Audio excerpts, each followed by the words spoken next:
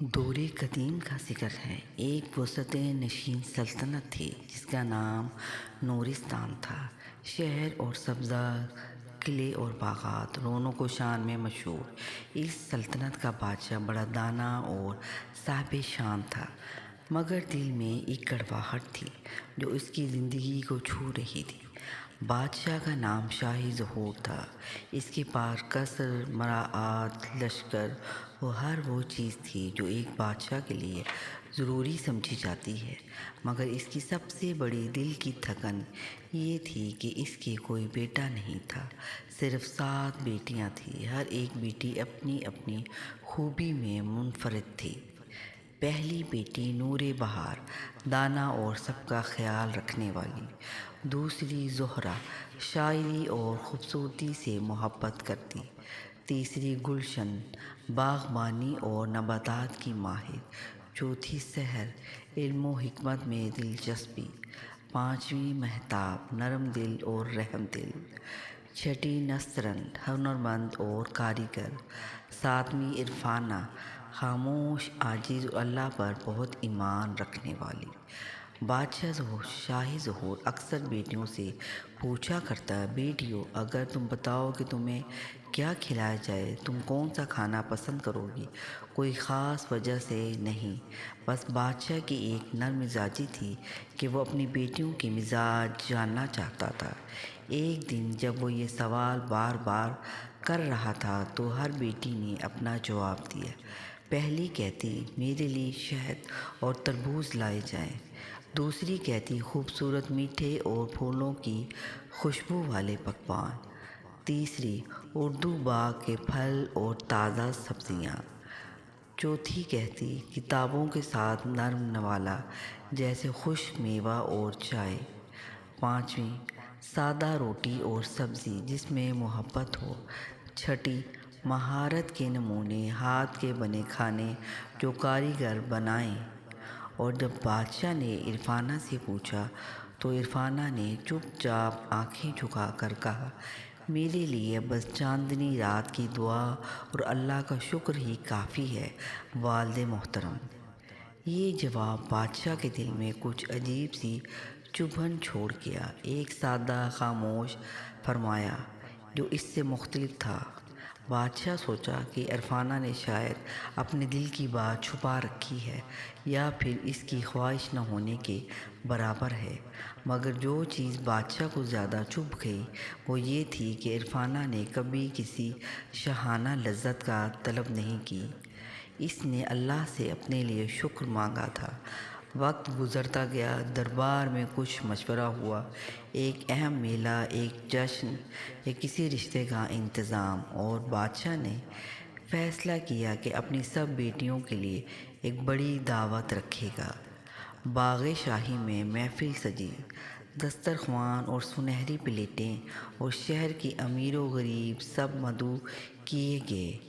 بادشاہ کا ارادہ تھا کہ وہ اپنی بیٹیوں سے پوچھے کہ کس کو کیا دیا جائے اور یہ جاننے کی کوشش کرے کہ کون اس میں کیا پسند کرے گی۔ دعوت کے دن محفل عروج پر تھی۔ موسیقی، ناچ، قصہ گو اور لبیک کہنے والے تھے۔ بادشاہ نے سوچا کہ ہر بیٹی کو وہی چیز دی جائے جس کا وہ خواہاں ہے۔ پہلی بیٹی کو میٹھا اور پھل دیے گئے، دوسری کو خوشبو اور سجا ہوا کمرہ، تیسری کو باغیچہ کا حصہ، چوتھی کو کتب خانہ میں نشست، پانچویں کو سادہ مگر پاکیزہ خوراک، چھٹی کو کاریگری کے لیے سازگار ماحول عطا کیا گیا۔ جب بات عرفانہ کی آئی، بادشاہ نے اسے بلایا اور پوچھا، بیٹی، تم نے جو کہا تھا دعا اور شکر، یہ مانگ کیا ہے؟ بتاؤ، میں تمہیں کیا چاہیے کہ تم خوش ہو؟ عرفانہ نے پھر وہی خاموشی اختیار کی، پھر آنکھوں میں آنسو اور لبوں پر مسکراہٹ۔ والد محترم، میرا دل اللہ کے سپرد ہے، مجھے آپ کا پیار اور گھر کی سادگی کافی ہے۔ اگر اللہ نے چاہا تو یہی سب دے گا، اور اگر اللہ نہیں چاہے گا تو بھی میں راضی ہوں۔ بادشاہ کا غرور جو کہ طویل عرصے سے اس کے دل میں بستا آیا تھا، اس عاجزانہ قبولیت سے ٹکرا گیا۔ وہ اندر سے غصہ سا محسوس کرنے لگا۔ اسے ایسا لگا کہ جیسے عرفانہ نے اس کی بادشاہت کو کم تر سمجھ لیا ہو۔ اس کی گردن میں موجود شہرت جو سونے کی طرح چمکتی تھی، اچانک بھاری محسوس ہوئی۔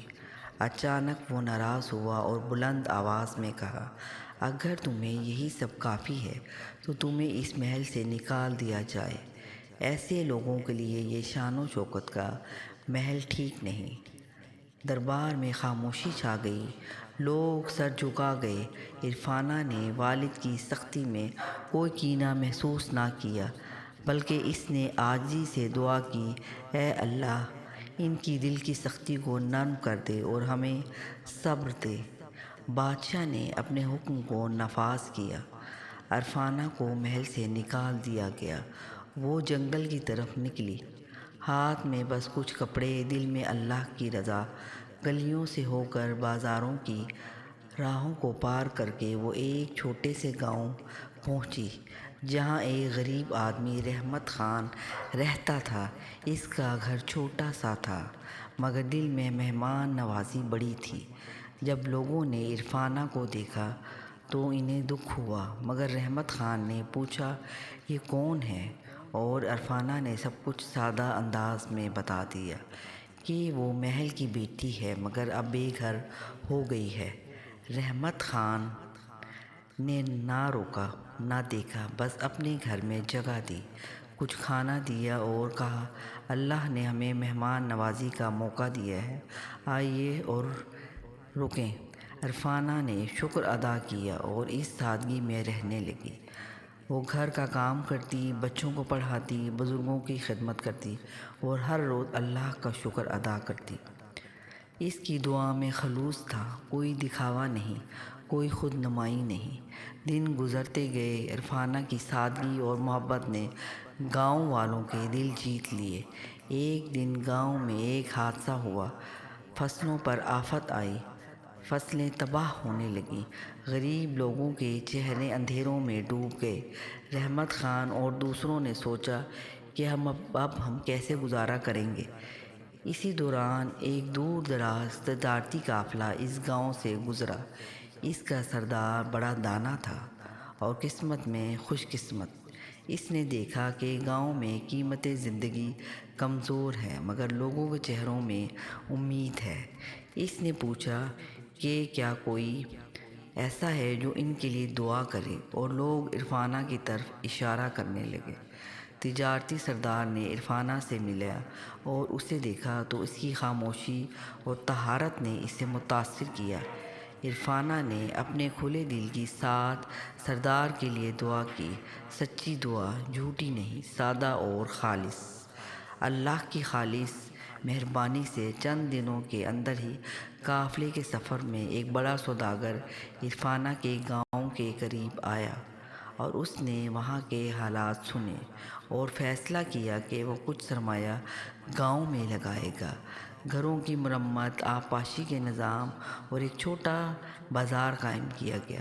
رحمت خان اور دیگر غربا کو روزگار ملا، گاؤں کے حالات بدلنے لگے۔ یہ سب کچھ عرفانہ کی سادہ دعا اور لوگوں کی محنت کا نتیجہ تھا۔ خبر جب محل تک پہنچی تو بادشاہ شاہی ظہور کے حلق میں ایک عجیب سی لالی اٹھی کہ اس کی بیٹی جسے اس نے نکال دیا تھا، اب ایک بلا کی وجہ سے لوگوں کے دلوں میں مقام حاصل کر چکی ہے۔ بادشاہ کو شرم محسوس ہوئی، وہ اندر سے تڑپ رہا تھا۔ اس نے سوچا کہ شاید اس نے جلد بازی میں فیصلہ کیا تھا۔ چونکہ دعوت کا وقت قریب تھا، بادشاہ نے فیصلہ کیا کہ وہ اس گاؤں کا معائنہ خود کرے گا۔ مگر وہ بادشاہ جلال کے بغیر سادہ لباس پہنے تاکہ کوئی لفظی سرکشی یا کوئی دکھاوا نہ ہو۔ وہ گاؤں آیا تو دیکھا کہ کس طرح گھروں میں رونق آ گئی، بچوں کے چہروں پر مسکراہٹیں ہیں اور لوگوں کی زبانوں پر عرفانہ کا نام ہے۔ بادشاہ پہچان گیا، وہ حیران بھی تھا اور شرمندہ بھی۔ بادشاہ نے عرفانہ کو بلایا اور جھک کر کہا، بیٹی، میں نے تمہیں غلط سمجھا۔ وہ تخت اور دولت جو میں نے تم کو دے کر تمہیں بدلنے میں کامیاب نہ ہو سکی۔ تمہاری سادگی نے سب کو بدل دیا۔ میرے غرور نے تمہیں نکال دیا اور میری غلطی کی وجہ سے تمہیں تکلیف ہوئی۔ معاف کر دو۔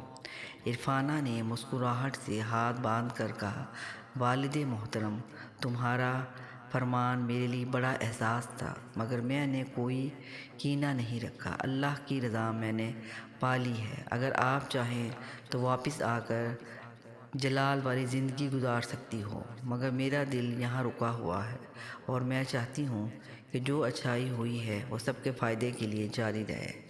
بادشاہ جذبات میں بہہ گیا۔ اس نے عرفانہ سے وعدہ کیا کہ وہ اپنے دربار کے لوگوں کے ساتھ بھی نرم دل اور عدل سے کام لے گا۔ اس نے اپنی بادشاہت میں اصلاحات کی، زراعت کی نگرانی، غریبوں کے لیے فنڈز اور دربار میں فائدہ مند منصوبے شروع کیے۔ عرفانہ کو دوبارہ محل میں بلایا گیا، مگر محل کی نہیں، گاؤں کے لوگوں کے فائدے کے لیے۔ اس نے محل میں آ کر نہ دکھاوے کے لیے وظائف کیے، بلکہ گاؤں والوں کے لیے اسکول اور اسپتال کا انتظام کیا۔ بادشاہ نے سوچا کہ عزت و جاہ ایک مخصوص چیز تھی جو صرف محل میں ملتی ہے، مگر عرفانہ نے دکھایا کہ حقیقی عزت وہ ہے جو دل میں ہو، اور وہ عزت ہے جب عالم عمل میں آئے تو اللہ لوگوں کے حالات بدل دیتا ہے۔ اس کی عاجزی نے ایک غریب کو امیر بنایا، لوگوں کی محنت نے بہبود لائی اور بادشاہ کا دل نرم ہوا۔ جی ہاں ناظرین، اگر آپ کو ہماری یہ کہانی پسند آئی ہے تو آپ اسے لائک کیجیے اور سبسکرائب کیجیے۔